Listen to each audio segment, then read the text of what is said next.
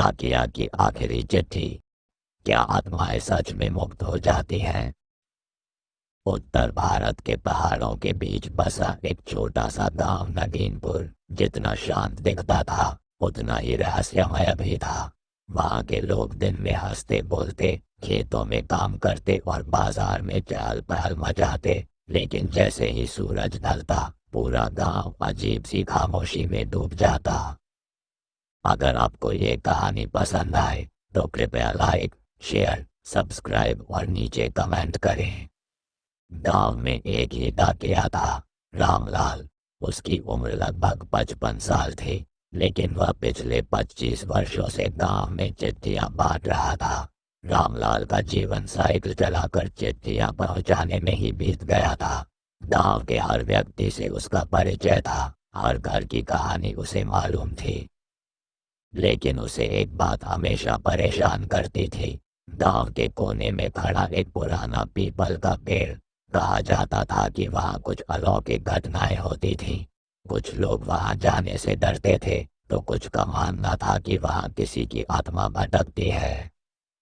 रामलाल कभी इन बातों पर यकीन नहीं करता था, लेकिन एक दिन एक अजीब चिट्ठी ने उसकी जिंदगी हमेशा के लिए बदल दी।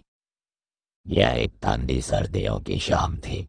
डाकघर के बाहर हल्की हल्की धुंध थी और हवा में अजीब सी नमी थी। रामलाल रोज की तरह डाकघर में पहुंचा और अपने झोले में चिट्ठियां रखने लगा, लेकिन तभी उसकी नजर एक अजीब चिट्ठी पर पड़ी। इस चिट्ठी का कोई प्रेषक नहीं था। इस पर न ही किसी का नाम लिखा था और न ही कोई पता, केवल एक लाइन थी। ये चिट्ठी केवल रात के समय गांव के पुराने पीपल के पेड़ के पास पहुंचा दी जाए। रामलाल ने डाकघर के अफसर से पूछा, ये किसकी चिट्ठी है? अफसर ने सिर हिलाते हुए कहा, पता नहीं, सरकारी आदेश है। इसे नियत स्थान पर पहुंचाना ही तुम्हारा काम है। रामलाल को ये बात अजीब लगी। उसने अपने जीवन में कई चिट्ठियां बांटी थीं, लेकिन ऐसी रहस्यमयी चिट्ठी पहले कभी नहीं देखी थी। उसने गांव के बुजुर्गों से इस बारे में पूछा, लेकिन कोई कुछ बताने को तैयार नहीं था। गांव की हवा में जैसे कोई अज्ञात भय था। रात को वहां मत जाना, रामलाल, एक बूढ़े आदमी ने चेतावनी दी। लेकिन रामलाल अपने कर्तव्य से पीछे हटने वालों में से नहीं था। उसने निश्चय किया कि वह चिट्ठी नियत स्थान पर पहुंचा कर ही रहेगा। रात होते ही गांव में सन्नाटा छा गया। हर घर की खिड़कियां बंद हो गई। हवा में अजीब सी गंध थी, मानो बारिश के पहले की मिट्टी की गंध और किसी अनजाने भय का मिश्रण हो। रामलाल ने अपनी पुरानी साइकिल उठाई और पीपल के पेड़ की ओर बढ़ चला।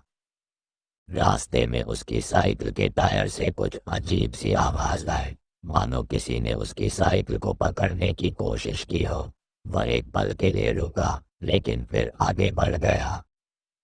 जैसे ही वह पीपल के पेड़ के पास पहुंचा, हवा अचानक शांत हो गई। एकदम भयावह सन्नाटा। उसने झोले से चिट्ठी निकाली और वहां एक पुराने पत्थर पर रख दी। तभी उसे महसूस हुआ कि कोई उसे देख रहा है। उसने पीछे मुड़कर देखा, कोई नहीं था।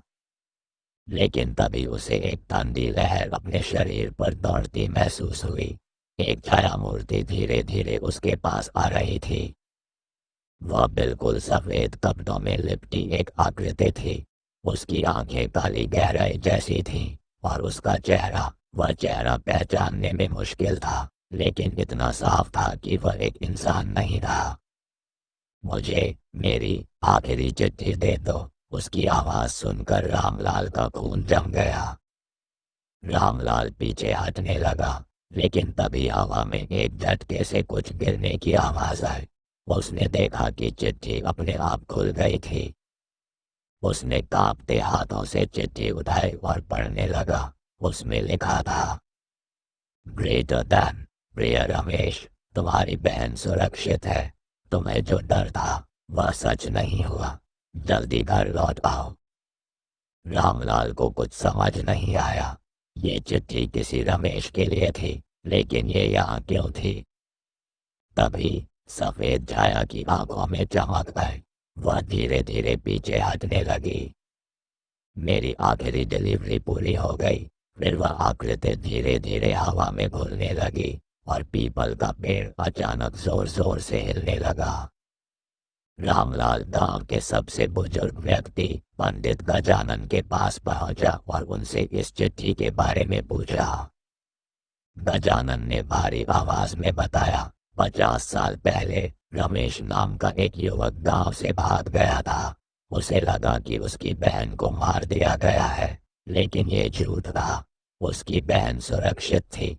ये चिट्ठी उसे वापस बुलाने के लिए थी, लेकिन डाकिया जो उसे लाया था कभी वापस नहीं लौटा। तो उस डाकिये का क्या हुआ? गजानन की आंखें भर आई। उसे मार दिया गया। कुछ लोगों ने यह सोचकर कि वह झूठी खबर ला रहा है, उसे मार डाला और चिट्ठी कभी अपने गंतव्य तक नहीं पहुंची। रामलाल सन रह गया। तो वह आत्मा उसी पुराने डाकिये की थी जो अधूरी चिट्ठी पहुंचाने के लिए अर्धशती तक भटकता रहा। रामलाल ने उस चिट्ठी को रमेश के परिवार के वंशजों तक पहुंचाया। जैसे ही वह चिट्ठी अपने असली मालिक तक पहुंची, गांव के लोग कहते हैं कि उन्होंने पीपल के पेड़ के पास एक तेज सफेद रोशनी देखी। उस रात रामलाल को सपने में वही आत्मा दिखी, लेकिन इस बार वह शांत थी, मुस्कुरा रही थी। धन्यवाद मेरे दोस्त। सुबह होते ही गांव में हवा बदली बदली सी थी। पीपल के पेड़ की शाखाएं पहले से अधिक हरी लग रही थी और गांव का वातावरण हल्का महसूस हो रहा था। डाकिया की आखिरी चिट्ठी आखिरकार पहुंच चुकी थी। पर क्या आत्माएं सच में मुक्त हो जाती हैं? रामलाल जब भी किसी को चिट्ठी सौंपता, उसे ऐसा लगता जैसे कोई अदृश्य हाथ उसकी पीठ थपथपा रहा हो। शायद वह पुराना डाकिया जो अब भी उसके साथ था, एक अनदेखा साथी हमेशा के लिए। देखने के लिए धन्यवाद।